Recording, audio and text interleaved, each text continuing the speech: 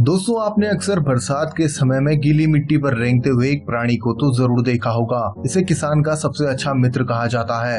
अब आप सोच रहे होंगे कि कोई रेंगता हुआ कीड़ा किसान का मित्र कैसे हो सकता है। तो आइए दोस्तों, हम आपको बताते हैं।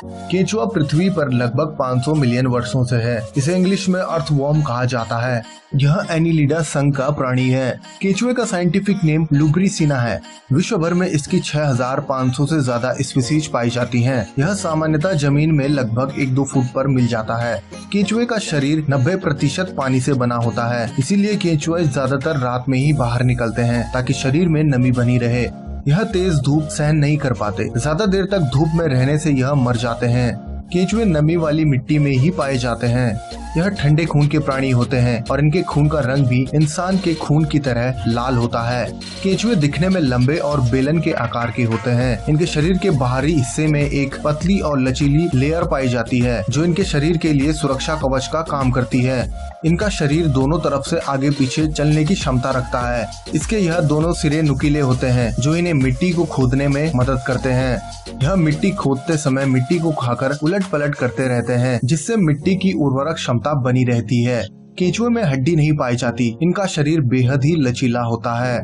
केंचुए के शरीर में 5 दिल पाए जाते हैं जो कि 5 अलग अलग हिस्सों में डिवाइड होते हैं और इनके पूरे शरीर में ब्लड को पंप करते हैं। यह असल में एओर्टिक आर्क है जो दिल के समान काम करता है। केंचुए बाइसेक्सुअल प्राणियों की श्रेणी में आते हैं। इनके शरीर में मेल और फीमेल दोनों रिप्रोडक्टिव ऑर्गन्स पाए जाते हैं।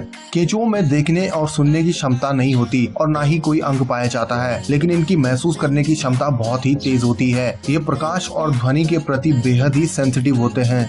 केंचुओं में सांस लेने के लिए कोई विशेष अंग नहीं पाया जाता। यह अपनी स्किन के जरिए ही सांस लेते और छोड़ते हैं जिसे एरोबिक रेस्पिरेशन कहा जाता है।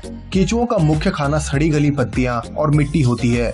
यह अपने वजन के बराबर मिट्टी खा जाते हैं और उसके बाद इसके गोबर का यूज खाद बनाने में किया जाता है। केंचुआ खाद में नाइट्रोजन, फास्फोरस, पोटेशियम, मैग्नीशियम जैसे जरूरी तत्व पाए जाते हैं जो कि खेती के लिए बहुत ही फायदेमंद होते हैं। इसलिए केंचुए को किसान का मित्र कहा जाता है। केंचुए के गोबर से बनी खाद को वर्मी कंपोस्ट कहते हैं।